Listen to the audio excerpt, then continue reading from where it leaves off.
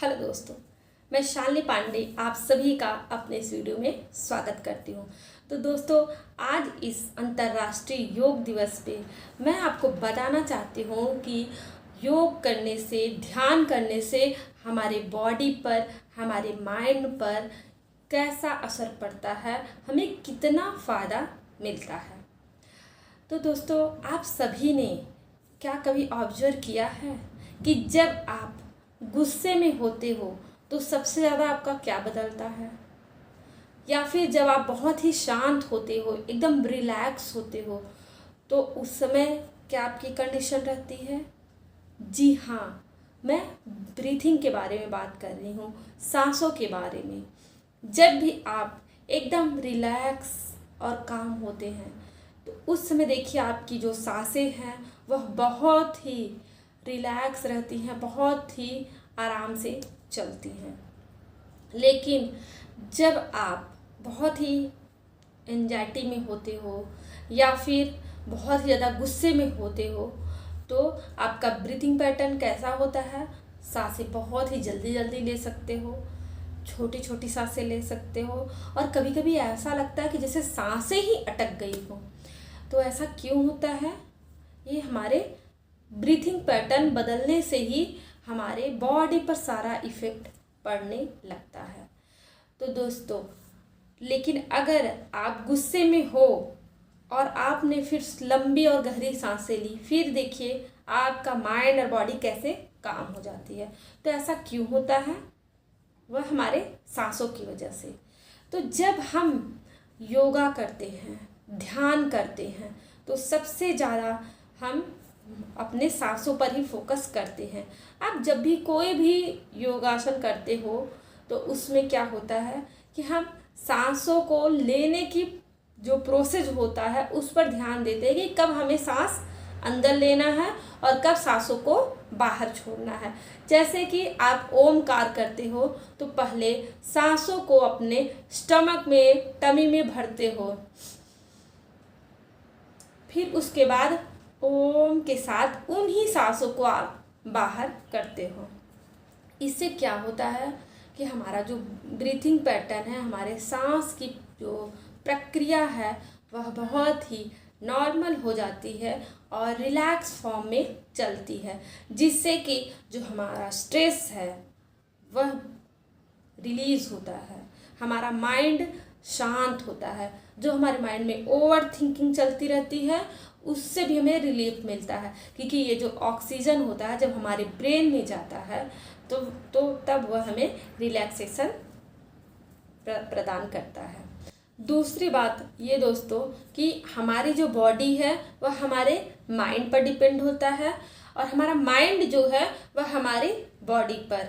Means जैसा हम सोचते हैं, जैसी थिंकिंग रखते हैं, वैसे हमारा बॉडी पोस्चर बनता है।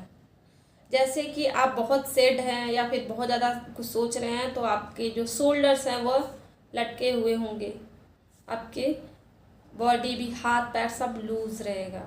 लेकिन आप अगर बहुत ही ज़्यादा कॉन्फिडेंस फील कर रहे हो तो आपके शोल्डर्स टाइट होंगे और आपको देखने के बाद लगेगा कि हाँ, इनके बॉडी में एनर्जी दिख रही है, वो दिखती है।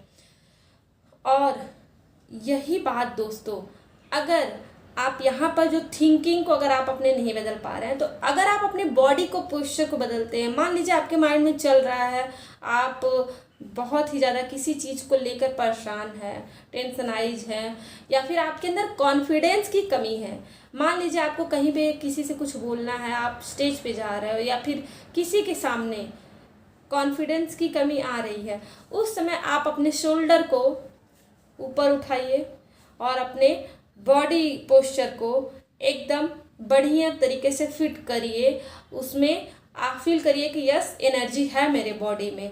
और उसके बाद आप देखेंगे कि फिर आपके माइंड को भी सिग्नल जाता है कि यस, यू आर कॉन्फिडेंट, और आपका जो साइकोलॉजी है वो भी चेंज हो जाएगा, आप कॉन्फिडेंस को फील करने लगोगे। ऐसा क्यों हो रहा है? क्योंकि हमारा जो माइंड है वह हमारे बॉडी पर इफेक्ट डालता है, हमारी बॉडी हमारे माइंड पर। साइकोलॉजिस्ट भी कहते हैं कि जब हम रोते हैं तो हमें इमोशंस आते हैं। और दूसरी चीज़ ये भी होती है कि जब इमोशंस आता है तब हम रोते हैं। आपने देखा होगा कि कभी कभी कुछ हो जाता है तो बहुत सारे लोग तुरंत बहुत शोर मचाते, बहुत चिल्ला चिल्ला के रोते, लेकिन उनकी आंखों से आंसू नहीं आता है। लेकिन जब वह थोड़ी देर चिल्लाते हैं फिर उनकी आंखों से आंसू आने लगता है। मीन्स उन्होंने पहले क्या किया, अपने बॉडी को ये एक एक्टिविटी किया, उसके बाद से उनको इमोशंस आया। और बहुत सारे लोग क्या उनका क्या रहता है कि वह कभी कभी आंसू उनको आता है, वो रोते हैं, उसके बाद फिर वो चिल्लाना स्टार्ट करते हैं, वो खुद को फिर रोक नहीं पाते और भी तेज़ी से बर्स्ट होके रोने लगते हैं। तो दोस्तों, अगर आप माइंड लेवल पे कुछ नहीं कर पा रहे हैं, आपको लग रहा है कि हम माइंड पर नहीं कंट्रोल कर पा रहे हैं, तो प्लीज़ आप अपने बॉडी को कंट्रोल कर सकते हैं। आपकी बॉडी आपके हाथ में है और अपनी बॉडी को अगर आपने ठीक किया तो डेफिनेटली आप अपने माइंड को भी ठीक कर पाएंगे। मेरे कहने का मतलब है कि अपने डेली रूटीन में योगा, मेडिटेशन, ध्यान को ज़रूर ऐड करिए और अपने लाइफ में जो पॉजिटिव चेंजेज आएगा उसको देखिए। और अगर फ़ायदा होता है तो आप कमेंट भी करिए। दोस्तों, योगा से कितनी सारी बीमारियां ठीक हो जाती हैं। आप हर चीज़ कर सकते हो योगा अभ्यास से। अगर आप मंडूक आसन करते हो तो उससे आपके डायबिटीज़, शुगर तक दूर हो जाता है, अगर आप 3 महीने तक कंटिन्यू कर लेते हो।